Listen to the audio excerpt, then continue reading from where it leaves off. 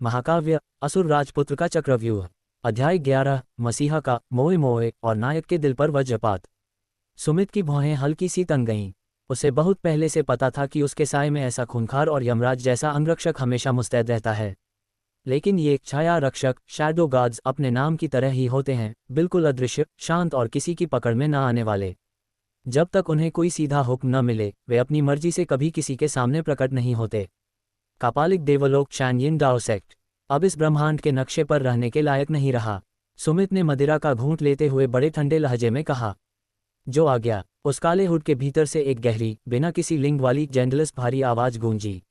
अगले ही पल वो छाया रक्षक हवा में एक कदम आगे बढ़ा और पलक झपकते ही गायब हो गया।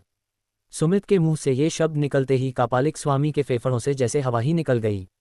सिर्फ वही नहीं, आसपास खड़े रजत चंद्र और पाताल भैरव के बड़े बड़े सूरमाओं के चेहरे भी पीले पड़ गए और उनके पूरे बदन में एक ठंडी सिहरन दौड़ गई।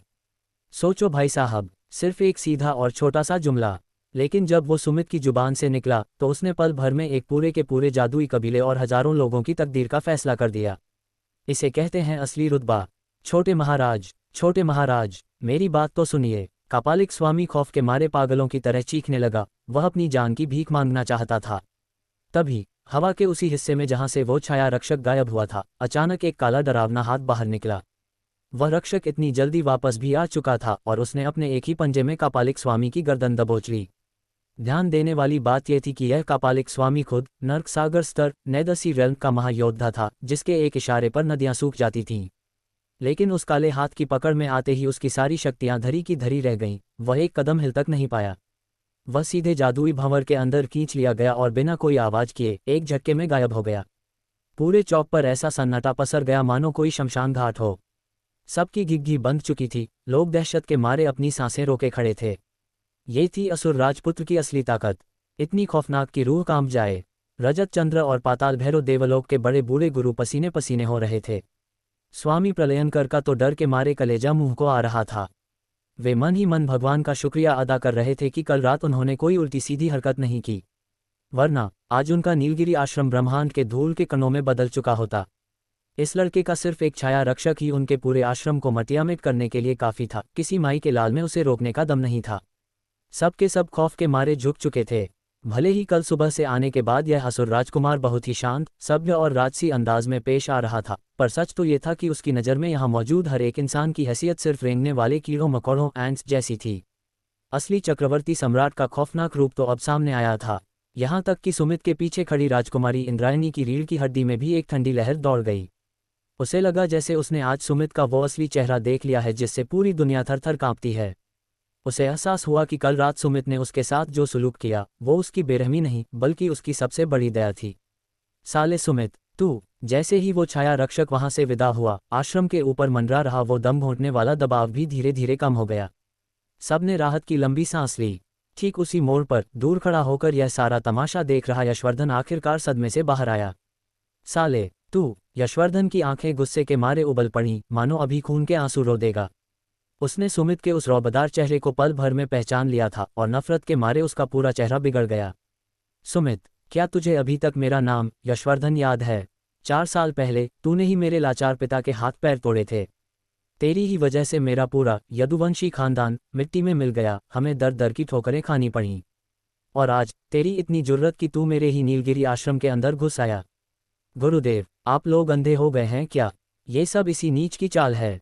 यह इस ब्रह्मांड का सबसे बड़ा राक्षस है। ये सुमित घोर पापी है।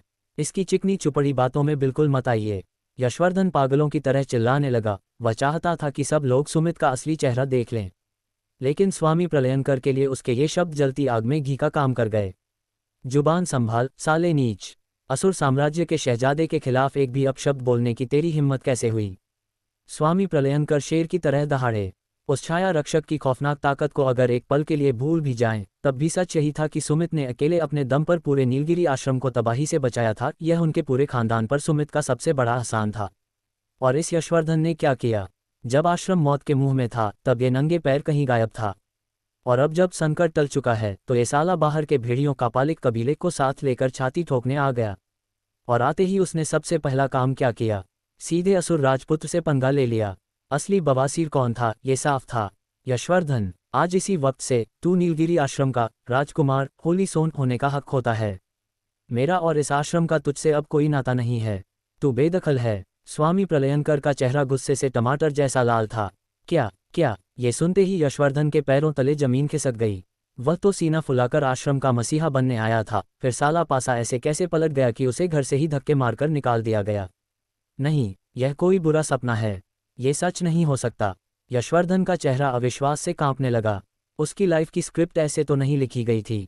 वह तो इस युग का भाग्य का लाडला फेटेड हीरो था, साक्षात विधाता ने उसे चुना था। ये संकट तो उसकी कामयाबी की पहली सीढ़ी होने वाला था, लेकिन यहाँ तो सीढ़ी चढ़ना दूर, उसने जो कुछ कमाया था वो सब एक झटके में लुट चुका था। सुमित, तू बहुत बड़ा धोखेबाज है। ये सारा ड्रामा तूने ही रचा था ना। अगर तेरे अंदर एक बाप का खून है तो सबके सामने आकर सच बोल। सबको अपना असली घिनौना चेहरा दिखा। यशवर्धन की आंखें नफरत की आग में जल रही थीं। वह सुमित के उस ऊंचे सिंहासन जैसे रुतबे को घूर रहा था, लेकिन सुमित अपनी जगह से टस से मज नहीं हुआ। उसका चेहरा एकदम शांत था, मानो सामने खड़ा ये किस्मत का लाडला उसके लिए सड़क पर भौंकने वाले किसी साधारण प्राणी से ज्यादा कुछ नहीं था। अगर यशवर्धन को बढ़ने का और समय मिलता तो शायद वो आगे चलकर सुमित के लिए सिरदर्द बन सकता था, लेकिन अब जब वो खुद चलकर मौत के कुएं में आ गिरा था तो सुमित उसे दोबारा उठने का मौका कभी नहीं देने वाला था।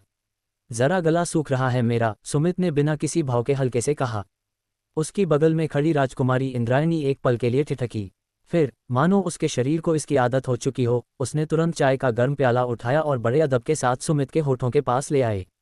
उसके हाथ बिल्कुल नहीं कान पे, सब कुछ एकदम सहज था। आखिरकार वो मन ही मन सुमित की दासी होना स्वीकार कर चुकी थी। लेकिन भाई साहब, दूर खड़े यशवर्धन के लिए यह नज़ारा उसकी छाती के आर पार 1000 तलवारें घोंपने जैसा था। उसका पूरा कलेजा फट गया। यह क्या बवासीर है। उसकी जान, उसकी महबूबा नीलगिरी की वो घमंडी राजकुमारी इंद्रायणी इस वक्त सुमित के मुंह में अपने हाथों से चाय पिला रही थी, और उसका अंदाज इतना घरेलू और आज्ञाकारी था मानो वो बरसों से यही काम कर रही हो। सिर्फ 2-4 दिनों के अंदर ऐसा क्या जादू हो गया? ये कैसे मुमकिन है? यशवर्धन के दिमाग का फ्यूज उड़ चुका था। अगला पड़ाव नायक का अंतिम संहार। यशवर्धन का दिल पूरी तरह टूट चुका था। उसकी हीरोइन अब विलेन की दासी बन चुकी थी और उसका गुरु ही उसका सबसे बड़ा दुश्मन। अब जब यशवर्धन गुस्से में अंधा होकर अपनी आखिरी जादुई शक्ति यानी हिमशिखर तावीज़ को बाहर निकालेगा तो सुमित उसके इस आखिरी खिलौने को कैसे छीनेगा? खेल अब अपने आखिरी क्लाइमैक्स की तरफ बढ़ रहा है। यशवर्धन अपने दिल की गहराई से यह बात अच्छे से जानता था कि उसकी बड़ी बहन राजकुमारी इंद्रायणी बेहद स्वाभिमानी, कड़क और घमंडी मिजाज की लड़की है। वह सबके साथ इतनी बेरुखी और ठंडेपन से पेश आती थी कि कभी किसी से सीधे मुंह तमीज से बात तक नहीं करती थी। लेकिन यशवर्धन ने अपने मन ही मन ये हसीन सपना पाल रखा था कि वे दोनों एक दूसरे के लिए ही बने हैं और इंद्रायणी भी उससे अंदर ही अंदर प्रेम करती है। भले ही वह दिल में ऐसा सोचता था, पर साला आज तक दोनों के बीच कभी कोई नज़दीकी नहीं बढ़ी थी। यहाँ तक कि उसने कभी इंद्रायणी के कपड़ों का कोना तक नहीं छुआ था। और आज उसकी वही इंद्रायणी इस असुर राजकुमार सुमित की दासी बनी बैठी थी। इंद्रायणी, ये तुम क्या तमाशा कर रही हो? मुंह खोलो और कुछ बोलो। क्या तुम भी इस पापी के जाल में फंसकर उसकी तरफ खड़ी हो गई हो? ये सोचते ही यशवर्धन का चेहरा नफरत से विकृत हो गया और उसकी आंखों से मानो अंगारे बरसने लगे। जब इंद्रायणी ने उसके मुंह से ये कड़वे बोल सुने तो उसके उस बेहद खूबसूरत चेहरे पर एक पल के लिए हल्की सी हिचकिचाहट दिखाई दी, लेकिन अगले ही पल वह हिचकिचाहट हवा में कपूर की तरह उड़ गई। यशवर्धन, मैं जानती हूं कि तुम्हारे दिल में छोटे महाराज को लेकर बहुत सारी गलतफहमियां पली हुई हैं, इंद्रायणी ने बिल्कुल ठंडे और सपाट लहजे में कहा। लेकिन जहां तक इस मामले का सवाल है, असुर राजपुत ने अपने दम पर हमारे पूरे नीलगिरी आश्रम को तबाही से बचाया है। वह हमारे पूरे कबीले के सच्चे तारनहार और रक्षक हैं। इस सच से तुम मुंह नहीं मोड़ सकते। गलतफहमी। यशवर्धन ने जैसे ही अपनी महबूबा के मुंह से यह शब्द सुना, उसका गला अंदर से भींच गया, मानो किसी ने उसकी सांसें रोक दी हों। उसका चेहरा गुस्से के मारे तमतमा कर लाल हो गया और उसके सीने में नफरत का लावा उबलने लगा। ये सारे जख्म और दुश्मनी साली गलतफहमी कैसे बन गई? ये कुलक्षणी औरत, साफ दिख रहा था कि यह भी सुमित के उस काले मायावी जादू के जाल में पूरी तरह फंस चुकी थी। तुम, इंद्रायणी, मुझे तुमसे ऐसी ओछी उम्मीद बिल्कुल नहीं थी। मैं तुम्हें पहचानने में बहुत बड़ी भूल कर बैठा। यशवर्धन अपने गुस्से पर काबू नहीं रख पाया और पागलपन में सीधे चिल्ला उठा। लेकिन जैसे ही ये शब्द उसके मुंह से बाहर निकले, उसे तुरंत अंदर ही अंदर पछतावा हुआ। वह मर्यादा लंघ चुका था, उसने बहुत ज्यादा कड़वा बोल दिया था। पर अब तीर कमान से छूट चुका था, उसे वापस लेने का कोई रास्ता नहीं था। ये सुनते ही इंद्रायणी का चेहरा एकदम तमतमा गया और उसकी मतवाली आंखों में गुस्से की बिजली कड़क उठी। आखिरकार वह नीलगिरी आश्रम की मुख्य राजकुमारी थी। भले ही सुमित के रौब के आगे उसकी कोई हैसियत न हो, पर इसका मतलब ये कतई नहीं था कि आश्रम का कोई भी अदना सा चेला उस पर इस तरह सरेआम चिल्लाने की जुर्रत करे। पुराने दिनों में इंद्रायणी यशवर्धन के साथ थोड़ी नरमी से पेश आती थी, ये सच था। आखिरकार वह पूरे आश्रम का एक होनहार और होशियार नवयुवक था। लेकिन वह नरमी सिर्फ एक कबीले के भाईचारे और दोस्ती तक ही सीमित थी। वह तो पहले ये सोच रही थी कि शायद यशवर्धन के दिल में असुर राजपुत्र को लेकर कोई पुरानी खुन्नस है, तो वह बीच में पड़कर दोनों का समझौता करवा देगी। पर अब उसकी बातें सुनकर साफ हो गया था कि इस लड़के की मति मारी जा चुकी है और इसे अपनी भलाई बुराई की रत्ती भर भी समझ नहीं है। ठीक उसी पल सुमित के कानों में सिस्टम की जानी पहचानी मीठी घंटी बजी। टिंग। राजकुमारी इंद्रायणी और नायक यशवर्धन के बीच का बचा कुचा रिश्ता भी पूरी तरह टूट चुका है। यशवर्धन के भाग्य अंक लक वैल्यू 200 पॉइंट और कम किए जाते हैं। सुमित के होठों पर एक गहरी विलेन वाली मुस्कान तैर गई। यशवर्धन, अभी तो तू बड़े जोश में कह रहा था कि तू सबको मेरा असली और घिनौना चेहरा दिखाना चाहता है। मुझे बड़ी उत्सुकता है, जरा मैं भी तो सुनूं कि तू मेरे खिलाफ क्या क्या सबूत लाया है। सुमित ने थोड़ा रुककर आखिरकार अपनी जुबान खोली और बड़े मखमली अंदाज में मुस्कुराया। इसमें पूछने वाली क्या बात है? बेशक, तेरी करतूतें। यशवर्धन ने गुस्से में अपना मुंह खोला। वह सुमित के सारे पापों का चिट्ठा सरेआम खोलने के लिए पूरी तरह तैयार था। लेकिन जैसे ही शब्द उसके होठों तक आए, वह अचानक रुक गया। उसके शब्द हलक में ही अटक गए। सुमित, सुमित के पाप? क्या पाप? उसने 4 साल पहले उसके पिता को मारकर अपाहिज कर दिया था, जिसकी वजह से उसके पूरे खानदान का पतन हो गया और पिछले कुछ सालों से उनका पूरा परिवार दाने दाने को तरस रहा था। लेकिन अगर ठंडे दिमाग से देखा जाए तो ये तो उसका निजी खानदानी झगड़ा था। इसका इस आश्रम से क्या लेना देना? और ऊपर से सुमित की ताकत और उसके इस खूंखार साम्राज्य के इतिहास को देखा जाए तो ये लड़का अपनी सिर्फ एक उंगली के इशारे पर बड़े बड़े देवलोकों को मटियामिट कर सकता था, तो उनके उस छोटे से मामूली देहाती परिवार की औकात ही क्या थी? इस नज़रिए से देखा जाए तो सुमित के उस भयानक गुस्से के बाद भी अगर उसका परिवार आज तक जिंदा बचा हुआ था तो ये सुमित की दुश्मनी नहीं बल्कि उसका सबसे बड़ा आसान था। नहीं साला, यह नामुमकिन है। कुछ तो गड़बड़ है। यशवर्धन का चेहरा कभी पीला पड़ता तो कभी लाल।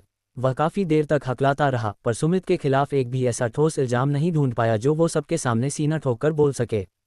उसका दिल अंदर से बैठने लगा। उसे एहसास हो गया कि वह जोश में आकर बहुत बड़ी बेवकूफ़ी कर बैठा था।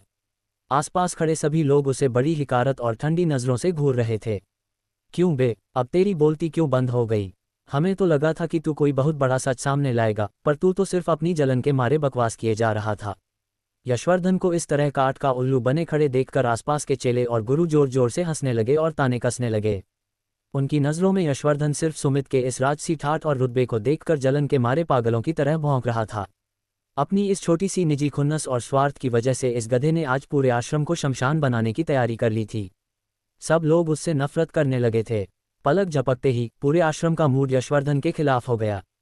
छोटे महाराज, इस 2 कौड़ी के कचरे पर अपनी जुबान क्यों खराब कर रहे हैं? इस लौंडे ने आपकी शान में गुस्ताखी की है और ऊपर से हमारे रजत चंद्र देवलोक के सैनिक का खून बहाया है। इसे तड़पा तड़पा कर सजा मिलनी चाहिए। इस पापी का हिसाब मैं खुद करूंगा। मुझे इजाजत दीजिए महाराज, ताकि मैं आपकी तरफ से इस कीड़े को उसके कर्मों का फल चखा सकूं। रजत चंद्र देवलोक का वो घमंडी राजकुमार सिल्वर मून होली सोन तुरंत अपनी वफादारी साबित करने के लिए आगे बढ़ा। बोलते ही उसके बदन से जादुई ऊर्जा का सैलाब उठा और उसने चीते की तरह यशवर्धन की तरफ छलांग लगा दी। ये रजत चंद्र का राजकुमार खुद पाताल गुफा स्तर प्रोफाउंड केव रेल्म का एक तगड़ा योद्धा था, जो ताकत के मामले में यशवर्धन से कई गुना आगे था। ऊपर से उसके पास खानदानी रजत चंद्र दिव्य शरीर सिल्वर मून होली बॉडी की ताकत थी। जब उसने हवा में अपना हाथ घुमाया तो उसके हाथ से सोने जैसी चमकती हुई जादुई किरणें निकली, जो साक्षात नुकीली तलवारों और कोड़ों की तरह हवा को चीरने लगीं। धड़ाम! उसने आसमान से एक तगड़ा वार नीचे की तरफ किया और उस जादुई हथेली के साथ तलवारों जैसी तेज हवा का बवंडर यशवर्धन की तरफ बढ़ा। बाकी सारे लोग हाथ बांधकर खड़े हो गए और बड़े आराम से तमाशा देखने लगे। उनकी नज़र में यशवर्धन का खेल खत्म था। वह इस वार को झेल ही नहीं सकता था। आखिरकार रजत चंद्र के राजकुमार का लेवल भी ऊंचा था और उसके पास खानदानी जादुई शरीर भी था। यशवर्धन जैसा एक मामूली चेला उसके आगे कहाँ टिकने वाला था। लेकिन भाई, सामने इस युग का हीरो खड़ा था। इस जानलेवा हमले को देखकर यशवर्धन की आंखों में डर के बजाय एक अजीब सी दीवानगी की चमक आ गई। बहुत बढ़िया, आजा बेटा। वह काफी देर से तड़प रहा था कि कोई उसे अपनी असली ताकत दिखाने का मौका दे, ताकि वह सबका मुंह बंद कर सके। और लो भाई, इस रजत चंद्र के बेवकूफ़ राजकुमार ने खुद चलकर उसे सोने की थाली पर यह मौका परोस दिया था। इस वक्त यशवर्धन की आंखों में बिजली सी चमकी और उसके चेहरे पर एक खूंखार उत्साह फैल गया। सामने से आ रहे उस प्रलयंकारी जादुई वार का सामना करने के लिए यशवर्धन ने अपने पैर जमीन पर गाड़े, एक कदम आगे बढ़ाया और बिना किसी जादुई हथियार के सीधे अपनी फौलादी मुट्ठी हवा में भांज दी। अगला धमाका, मसीहा का असली तमाशा। यशवर्धन अपनी छिपी हुई शक्तियों के दम पर इस घमंडी राजकुमार का घमंड तोड़ने के लिए तैयार था। लेकिन उसे क्या पता था कि वह जो भी तमाशा दिखाएगा, सुमित पहले से ही उसका पत्ता काटने का पूरा प्लान बना चुका है। क्या यशवर्धन इस लड़ाई को जीतकर अपनी खोई हुई इज्जत वापस पा सकेगा, या सुमित बीच में ही उसका खेल खत्म कर देगा? क्लाइमैक्स अब पूरी तरह गर्मा चुका है। पलक झपकते ही सारा माजरा बदल गया। हवा में जादुई ऊर्जा का एक भयानक बवंडर उठा और मैदान के बीचों बीच एक जोरदार धमाका हुआ, जिसने जमीन पर धूल की छोटी सी आंधी खड़ी कर दी। सबको लग रहा था कि रजत चंद्र देवलोक का वो घमंडी राजकुमार सिल्वर मून होली सोन इस लड़ाई को एक तरफा जीत लेगा, लेकिन टक्कर होते ही उसका पूरा बदन थर थर कांप उठा। यशवर्धन के उस एक मुक्के के सीधे प्रहार से वो राजकुमार कई कदम पीछे की तरफ घसीटता चला गया। और दूसरी तरफ हमारा नायक यशवर्धन अपनी जगह पर एक चट्टान की तरह अचल खड़ा रहा। उसके चारों तरफ बर्फ जैसी ठंडी और चमकीली जादुई शक्तियां सांपों की तरह लहरा रही थीं, जिससे उसका अंदाज किसी बड़े शूरवीर जैसा लग रहा था जो सीधे आसमान को छूने की औकात रखता हो। उसका ये रोब वाकई हैरान करने वाला था। क्या यशवर्धन ने वाकई उस वार को रोक दिया? साला, ये लौंडा इतना ताकतवर कब से हो गया? आसपास खड़े चेलों और गुरुओं के मुंह खुले के खुले रह गए। यशवर्धन ने जो ताकत दिखाई थी वो सबकी उम्मीदों से कोसों आगे थी। रजत चंद्र का राजकुमार, पाताल गुफा स्तर प्रोफाउंड केव रेल्म का एक नामी खिलाड़ी था, जिसका लेवल यशवर्धन से बहुत ऊंचा था। ऊपर से उसके पास खानदानी रजत चंद्र दिव्य शरीर था, जो उनके कबीले के गुप्त मंत्रों की ताकत को 10 गुना बढ़ा देता था। उस राजकुमार के पास इतनी ताकत तो थी कि वो अपने से ऊंचे सर्वनियम स्तर मिरियड लॉज रेल्म के योद्धा से भी लोहा ले सके।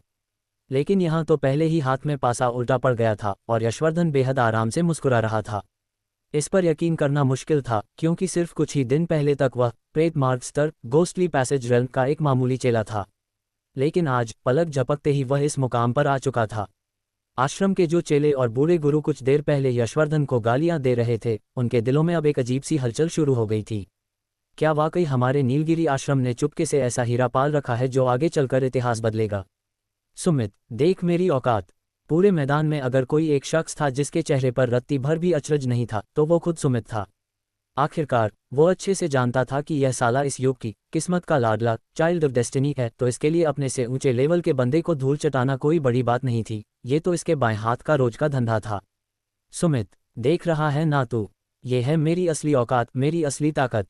यशवर्धन का चेहरा घमंड से तन गया। इस बात से कोई फर्क नहीं पड़ता कि मैं एक बेहद गरीब और छोटे खानदान में पैदा हुआ। मैं दिन रात बिना थके बिना सोए हाड़ तोड़ तपस्या करता हूँ।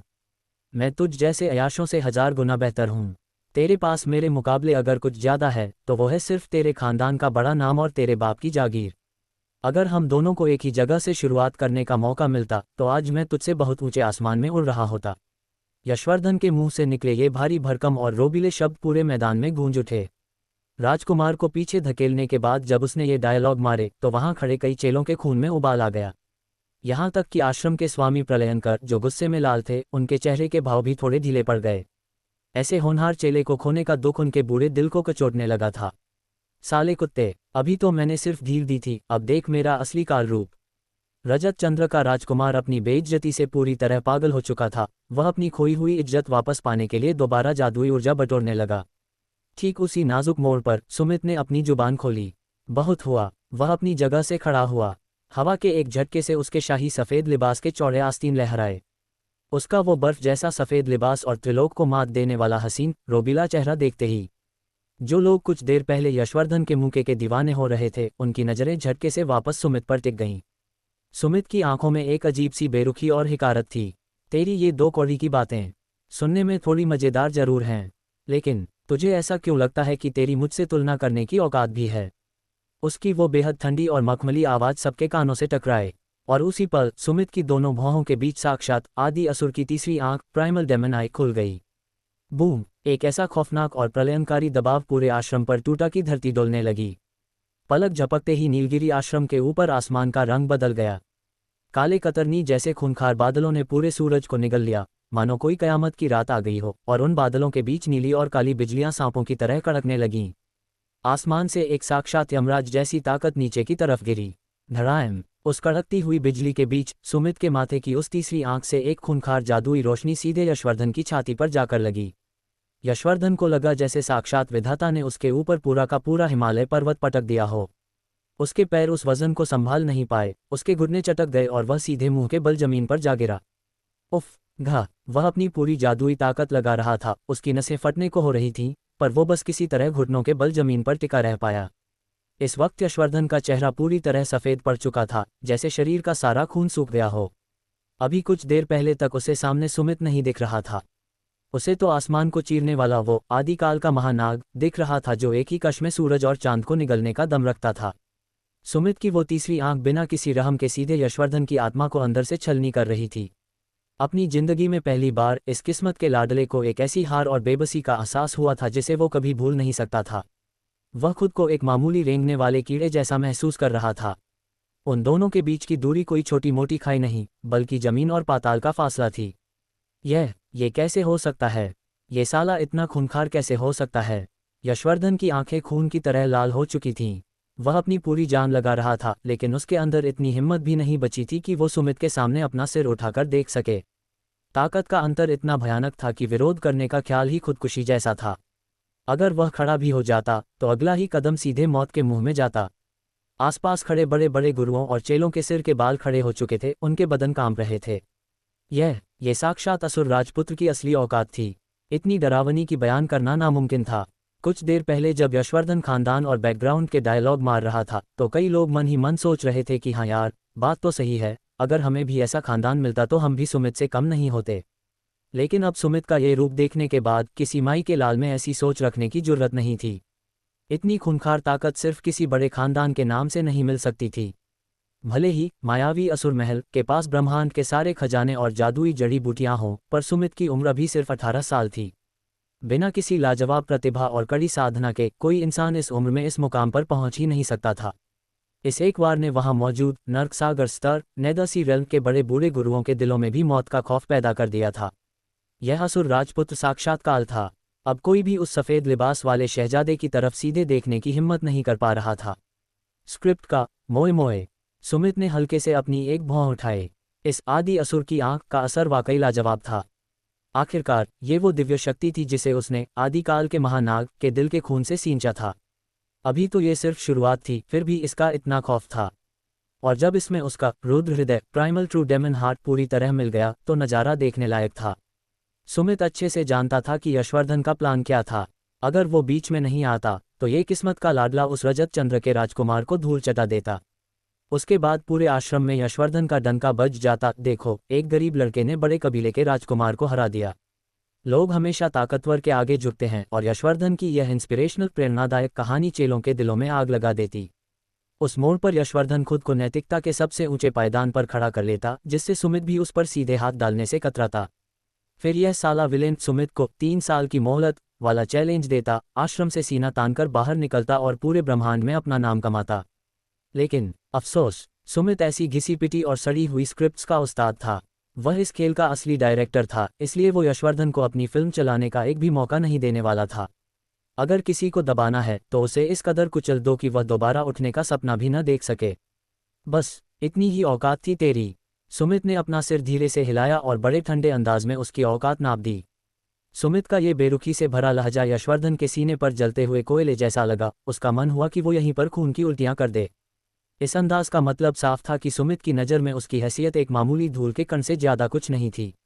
अगला दांव तावीज़ का आखिरी खेल। यशवर्धन अब पूरी तरह टूट चुका था, पर एक डूबता हुआ इंसान आखिरी तिनके को जरूर पकड़ता है।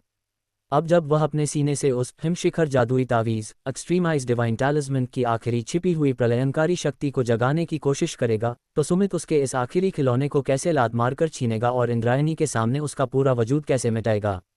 क्लाइमैक्स अब अपने अंतिम अंजाम की तरफ बढ़ रहा है। असुर राजपुत्र का खौफनाक रुतबा वाकई त्रिलोक को हिला देने वाला है। स्वामी प्रलयनकर कीन कैंगाई का दिमाग जैसे एक झटके में ठिकाने आ गया। उनके चेहरे पर गिड़गिड़ाने और मक्खन लगाने वाली चापलूसी की मुस्कान दौड़ गई, और वे तुरंत जमीन पर दंडवत होकर सुमित की गुलामी में झुक गए। यह नज़ारा देखते ही मैदान में मौजूद बाकी कबीलों के बड़े बूढ़े और चेलों ने भी बिना एक पल गनवाए वही किया। सब के सब सुमित के सामने घुटनों के बल बैठकर सलामी ठोकने लगे। एक पल के लिए पूरे नीलगिरी आश्रम में किसी एक माई के लाल की भी इतनी हिम्मत नहीं बची थी कि वो सिर उठाकर ऊपर देख सके। उधर हमारा पारंपरिक हीरो यशवर्धन, जिसने अभी अभी अपनी ताकत और भारी भरकम भाषण के दम पर आश्रम के लोगों के दिलों में थोड़ी बहुत इज्जत और साख बनाई थी, उसने अपनी उस सारी इज्जत को एक ही झटके में धुएं की तरह उड़ते देखा।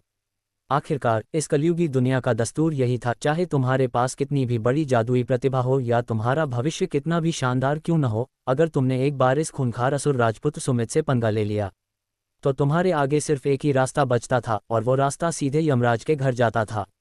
सुमित के पीछे खड़ी राजकुमारी इंद्रायणी की आंखें इस नज़ारे को देखकर पूरी तरह चमक उठीं। वह बड़े ही सम्मोहन और दीवानगी से सुमित की पीठ को निहार रही थी।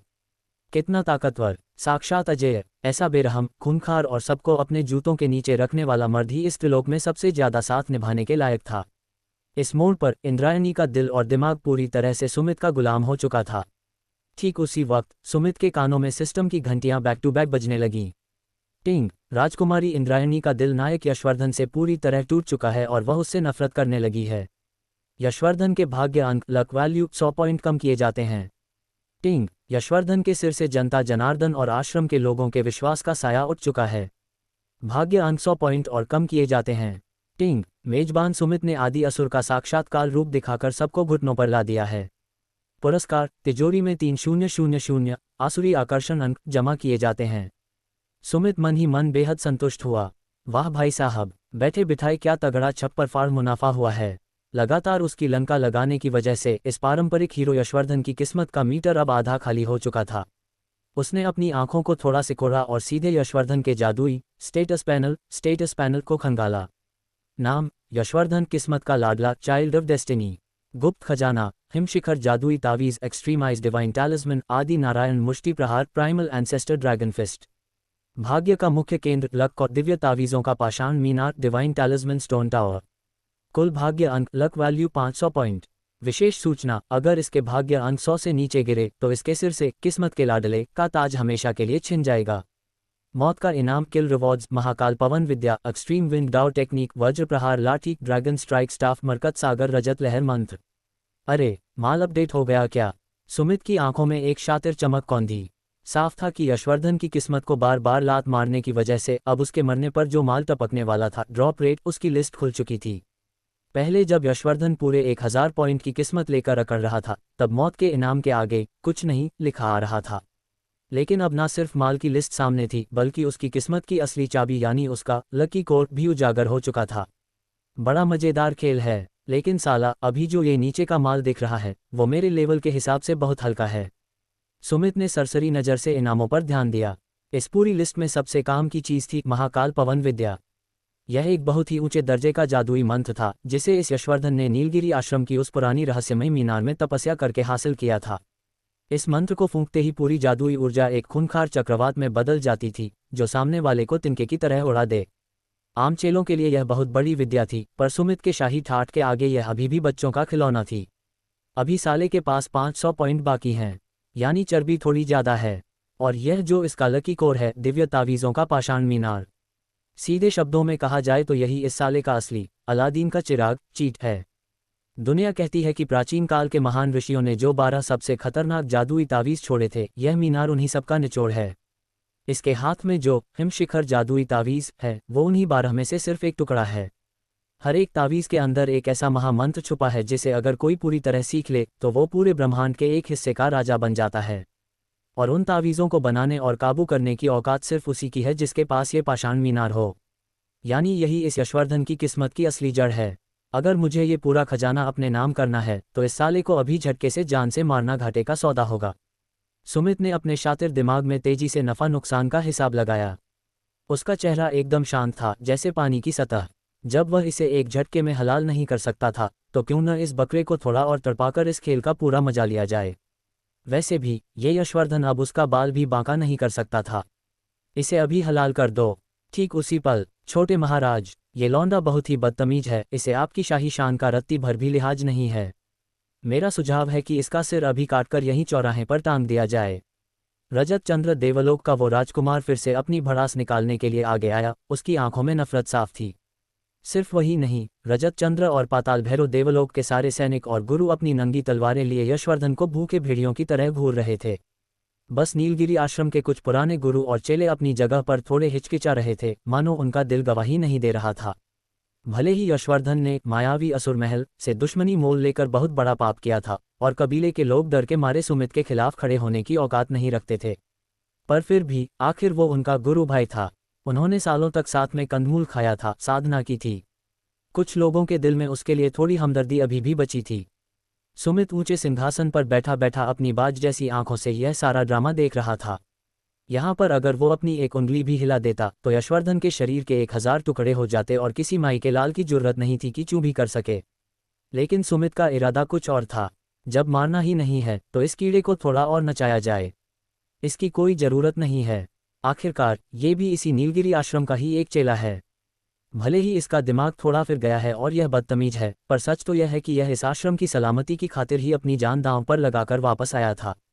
स्वामी प्रलयनकर जी, यह आपके घर का मामला है। आप जैसा ठीक समझें इसके साथ वैसा सलूक करें। सुमित ने मदिरा का प्याला इंद्रायणी के हाथ में देते हुए बड़े दयालु अंदाज में कहा। स्वामी प्रलयनकर यह सुनते ही एक पल के लिए चकरा गए और फिर उनका बूढ़ा दिल सुमित के प्रति एहसान के बोझ से दब गया। असुर राजपुत्र का दिल वाकई समंदर जितना बड़ा था। इस मामूली से लौंडे ने साक्षात असुर साम्राज्य के वारिस को ललकारने की गुस्ताखी की थी, फिर भी छोटे महाराज ने इसे अपने हाथों से सजा देने के बजाय फैसला उनके कबीले पर छोड़ दिया था। साफ था कि सुमित ने दया करके यशवर्धन को जीवनदान दे दिया था। ओह, छोटे महाराज की जय हो। यशवर्धन, साले गधे, इस असुर राजपुत्र के पैरों की धूल के बराबर भी नहीं है तू। स्वामी प्रलयनकर ने सुमित के सामने झुककर कहा, महाराज, आपकी इस दया के लिए मैं आपका जन्म जन्म तक ऋणी रहूंगा। फिर वे झटके से घूमे और यशवर्धन की तरफ देखकर उनकी आवाज़ बिल्कुल बर्फ जैसी ठंडी हो गई। यशवर्धन, नीच बालक, क्या तुझे अभी भी अपनी इस घिनौनी भूल का एहसास हुआ या नहीं? मसीहा का मानसिक पतन, ब्रेकडाउन। मैंने कोई भूल नहीं की है।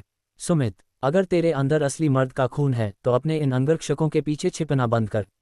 मेरे बराबर के जादुई लेवल इक्वल कल्टिवेशन पर आकर मुझसे सरेआम आमने सामने धर्म युद्ध लड़। यशवर्धन ने अपने खून से सने दांत भींचे, उसका पूरा बदन नफरत और गुस्से के मारे कांप रहा था। उसका चेहरा पूरी तरह से विकृत हो चुका था। एक के बाद एक मिले इन करारे झटकों की वजह से हमारे इस पारंपरिक हीरो का मानसिक संतुलन, मेंटालिटी अब पूरी तरह से जवाब दे रहा था। वह हमेशा से किस्मत का लाडला रहा था, जिसके पास हर मुसीबत से निकलने का कोई न कोई जादुई तावीज़ होता था। आज तक उसने जितनी भी लड़ाइयाँ लड़ी थीं, इन मौके पर पासा पलटकर मसीहा बनना उसका पुराना इतिहास था। उसे अपनी तकदीर पर अटूट भरोसा था। लेकिन आज की इस मनहूस सुबह ने न सिर्फ उसके अपने कबीले के भाइयों को उसका दुश्मन बना दिया था, बल्कि वो सुमित की आंख की सिर्फ एक मामूली सी चमकीली रोशनी का एक वार तक नहीं झेल पाया था। इस कड़वे सच ने यशवर्धन के अहंकार की धज्जियां उड़ा दी थीं। उसका यह पागलपन देखकर अब नीलगिरी आश्रम के वो चेले भी अपनी भौहें सिकुड़ने लगे जो कुछ देर पहले उसके लिए थोड़े दुखी थे। ये यशवर्धन तो वाकई बड़ा हसान फरामोश निकला। वही तो, साक्षात छोटे महाराज ने दया करके इसकी जान बख्श दी और यह साला अभी भी अपनी बदतमीजी से बाज नहीं आ रहा। थू है ऐसे इंसान पर। हमने इसे पहचानने में वाकई बड़ी भूल की थी। कई चेलों ने हिकारत से थूकते हुए लंबी सांस ली। यशवर्धन के मुख्य गुरु होने के नाते स्वामी प्रलयनकर भी अब अपनी इस घोर निराशा और बेइज्जती को छुपा नहीं पा रहे थे। जब उन्होंने बरसों पहले इस अनाथ यशवर्धन की उंगली थामी थी तो उन्हें लगा था कि यह लड़का एक दिन बड़ा होकर कबीले का नाम रोशन करेगा और अपनी जिम्मेदारियां निभाएगा। पर आज साफ हो गया था कि यह लड़का सिर्फ और सिर्फ तबाही की जड़ था। यशवर्धन, तूने आज मेरा सिर शर्म से झुका दिया। सैनिकों, इस कुलद्रोही की सारी जादुई शक्तियों कल्टिवेशन को अभी इसी वक्त झटके से खींचकर इसे हमेशा के लिए अपाहिज कर दो और इसे घसीटते हुए ले जाकर हमारे आश्रम की सबसे खूंखार नरक कुंड की ज्वाला फ्लेम पिट में झोंक दो। स्वामी प्रलयनकर ने अपने दिल पर पत्थर रखकर बेहद गुस्से और नफरत से भरा यह आखिरी हुक्म सुना दिया। अगला महासंग्राम। गुरुदेव का ये हुक्म सुनते ही यशवर्धन के पैरों तले की जमीन पूरी तरह खिसक जाएगी।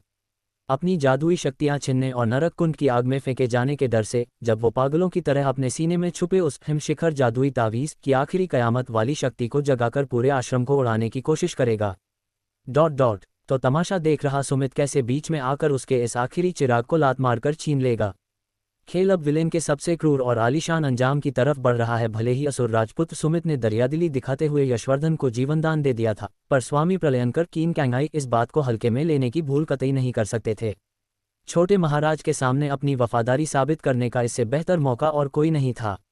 लौंडे की जादुई शक्तियां छीनकर उसे जिंदा छोड़ देना ही सांप को कुचलने का सबसे सुरक्षित तरीका था। ज्यादा वक्त नहीं गुजरा कि नीलगिरी आश्रम का दंड नायक गुरु, लॉ इन्फोर्समेंट एल्डर, अपने खूंखार सैनिकों के साथ चौक पर आ धमका।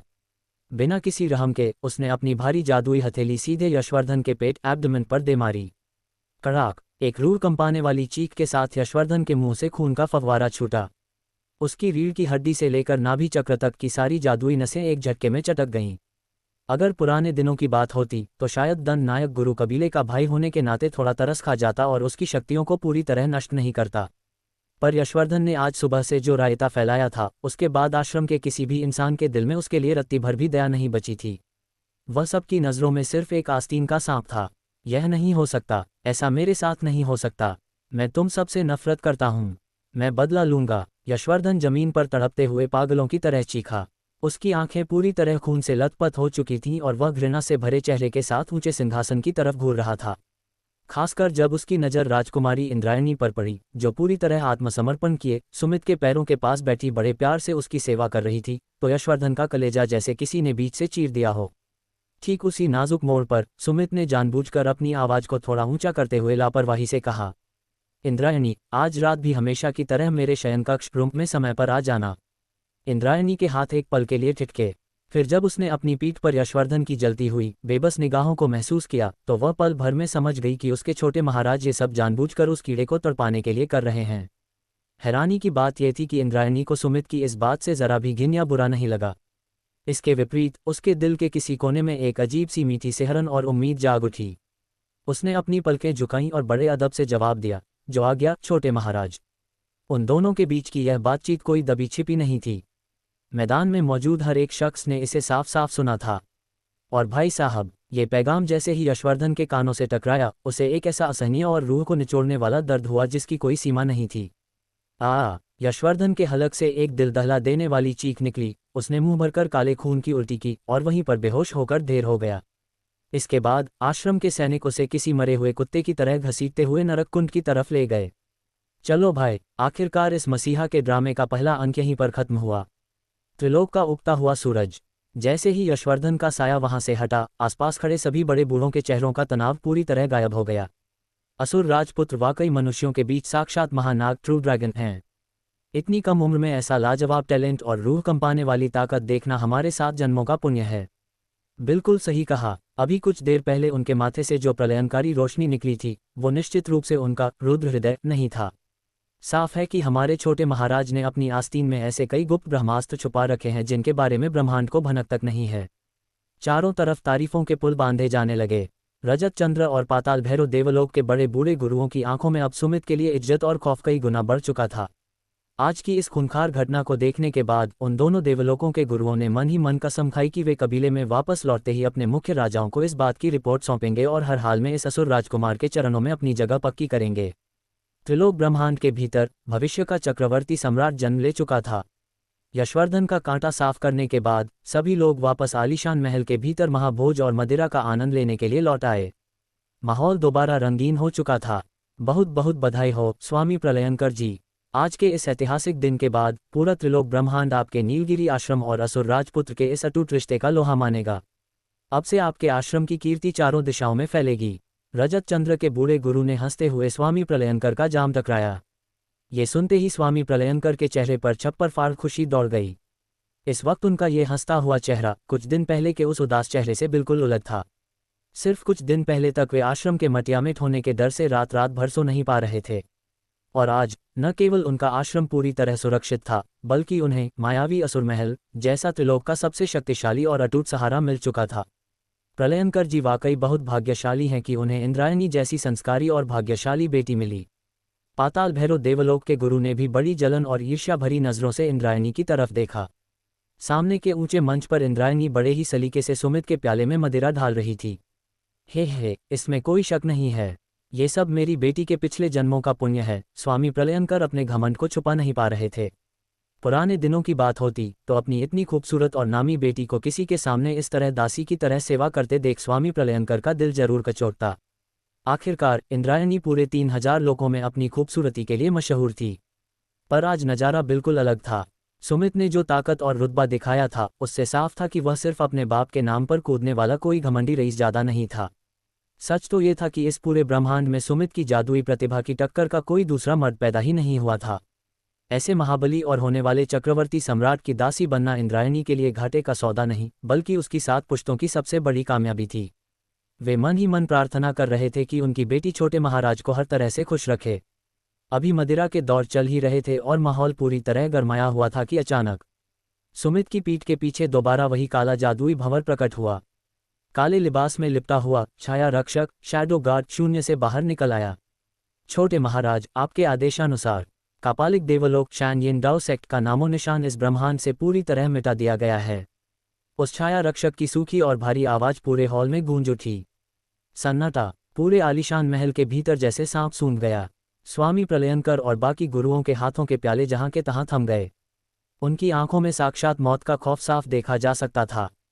साला, अभी तो सिर्फ एक अगरबत्ती इंसेंस स्टिक के जलने जितना ही वक्त गुजरा था ना। इतनी जल्दी एक पूरा का पूरा कापालिक देवलोक शमशान बना दिया गया। कापालिक देवलोक कोई छोटा मोटा कबीला नहीं था। ताकत के मामले में वह रजत चंद्र और पाताल भैरव के बिल्कुल बराबर का रुतबा रखता था। और इतने बड़े साम्राज्य को इस छाया रक्षक ने पलक झपकते ही गाजर मूली की तरह काट कर फेंक दिया। मायावी असुर महल की असली औकात कितनी खूंखार थी, इसका अंदाजा आज सबको पहली बार हुआ था। हॉल में सिर्फ लोगों के थूक निगलने की सूखी आवाजें आ रही थीं। शानदार काम किया। सुमित के होठों पर एक हल्की सी मुस्कान आई। उसने अपने पीछे खड़े उस रहस्यमयी छाया रक्षक को गौर से देखा, जिसके लिबास के कारण उसका लिंग पहचानना भी नामुमकिन था। अब तुम जाकर आराम कर सकते हो। सुमित के शब्द पूरे होते ही वह छाया रक्षक बड़े अदब से झुका और दोबारा हवा में गायब हो गया। इसके बाद सुमित ने मंच के नीचे बैठे रजत चंद्र और पाताल भैरव के गुरुओं की तरफ अपनी नजरें घुमाईं। जैसा कि मैंने तुमसे पहले वादा किया था, तुमने मेरी बात मानकर नीलगिरी आश्रम से अपनी सेनाएं पीछे हटाईं, तो उसका इनाम तुम्हें जरूर मिलेगा। ये जो कापालिक देवलोक अब खाली हो चुका है, इसकी सारी जागीर, खजाने और जमीन को तुम दोनों आपस में बांट सकते हो। ये सुनते ही उन दोनों देवलोकों के गुरुओं के चेहरों पर जैसे लॉटरी लगने की खुशी दौड़ गई। छोटे महाराज की जय हो। आपका यह उपकार हम कभी नहीं भूलेंगे। दोनों ने तुरंत घुटने टेककर पागलों की तरह आभार जताना शुरू कर दिया। सोचो भाई, कापालिक देवलोक का खजाना नीलगिरी आश्रम से कई गुना बड़ा था, और सबसे बड़ी बात, उन्हें इस खजाने को पाने के लिए अपनी सेना का एक भी सैनिक नहीं गंवाना पड़ा, ना ही कोई युद्ध लड़ना पड़ा। बैठे बिठाए उनकी तो 5 उंगलियां घी में और सिर कढ़ाई में आ चुका था। महल के भीतर का जश्न अब और ज्यादा कड़क हो चुका था। लेकिन सुमित को इस शोर शराबे में ज्यादा देर रुकने का कोई शौक नहीं था। उसने अपनी नजरें घुमाईं, धीरे से खड़ा हुआ और सबको वहीं छोड़ अपने शाही महल कैंग्यून पैलेस की तरफ बढ़ गया। खजाने का हिसाब किताब शाही शयनकक्ष के भीतर। चलो भाई, आखिरकार अब सुकून से अपने लूटे हुए माल का हिसाब किताब किया जाए। कमरे में खुद को अकेला पाकर सुमित ने अपनी झोली खोली और फायदों की गिनती शुरू की। इस बार के पूरे खेल में उस साले यशवर्धन की किस्मत का मीटर आधे से ज्यादा खाली हो चुका है। लेकिन सबसे मजेदार बात यह है कि उसकी वो किस्मत नष्ट नहीं हुई है, बल्कि सिस्टम के जादुई नियम के अनुसार वो सारी किस्मत धीरे धीरे मेरे खाते में ट्रांसफर साझा हो रही है। सुमित ने अपनी हथेली पर उस विश्व वृक्ष के छोटे पौधे वर्ल्ड ट्री सैपलिंग को निकाला जिसे उसने कुछ समय पहले हासिल किया था। पहले ये पौधा बिल्कुल सूखा, बेजान और मरा हुआ सा दिख रहा था, पर आज जब यशवर्धन की किस्मत को बार बार लात पड़ी तो उस किस्मत की ऊर्जा को सोखकर इस पौधे के ऊपर छोटे छोटे हरे और चमकदार जादुई अंकुर फूटने लगे थे। बहुत लाजवाब। इस विश्व वृक्ष के पौधे के भीतर असीम जादुई शक्तियां छुपी हुई हैं। इसे बड़ा करने के लिए मुझे इस यशवर्धन जैसे कई और किस्मत के लाडलों की बलि चढ़ानी होगी। सुमित बेहद संतुष्ट था। इसके साथ ही उसके खाते में आसुरी आकर्षण अंकों डेमोनिक चार्म वैल्यू का एक बहुत बड़ा पहाड़ इकट्ठा हो चुका था। पहले के छोटे मोटे कामों और आज यशवर्धन की जो उसने सरेआम वोट लगाई थी, उन सबको मिलाकर उसकी तिजोरी में पूरे 10,000 आकर्षण अंक जमा हो चुके थे। चलो, अब वक्त आ गया है कि इस माल को सही जगह पर ठिकाने लगाया जाए और अपनी ताकत को नेक्स्ट लेवल पर पहुंचाया जाए। सुमित ने हवा में अपनी उंगली घुमाई और अपना स्टेटस पैनल खोल लिया। मेजबान होस्ट सुमित। पहचान मायावी असुर महल का इकलौता वारिस डेमन एम्परर सोन। वर्तमान लेवल कल्टिवेशन पाताल गुफा स्तर प्रोफाउंड केव रेल्म। विशेष जादुई शरीर रुद्र हृदय प्राइमल ट्रू डेमन हार्ट आदि नाग दिव्य शरीर एंसेस्ट्रल ड्रैगन सेक्रेड बॉडी 10% प्रगति। मुख्य मंत्र कल्टिवेशन मेथड असुर सम्राट महाग्रंथ डेमन एम्परर सूत्र जोड़। दैवीय शक्तियां डिवाइन एबिलिटीज परम असुर कला पवित्र असुर मुक्का आदि असुर की तीसरी आंख बगिना। कुल आकर्षण अंक demonic charm value 10,000 point. Sumit की नज़र सीधे उस असुर सम्राट महाग्रंथ डेमन एम्परर सूत्र के नाम पर जाकर टिकी जिसके बिल्कुल बगल में अब एक छोटा सा चमकीला प्लस का निशान जोड़ उभर कर आ चुका था, जो उसे अपनी शक्तियों को और खूंखार बनाने का न्योता दे रहा था। एक छोटा सा सवाल अगले मोड़ के लिए, सुमित अब अपने 10,000 अंकों को खर्च करके अपने इस असुर सम्राट महाग्रंथ को किस नए प्रलयनकारी लेवल पर लेकर जाएगा? और जब आज रात राजकुमारी इंद्रायणी उसके कमरे के दरवाजे पर दस्तक देगी, तो हमारे इस शातिर विलेन का अगला कदम क्या होगा?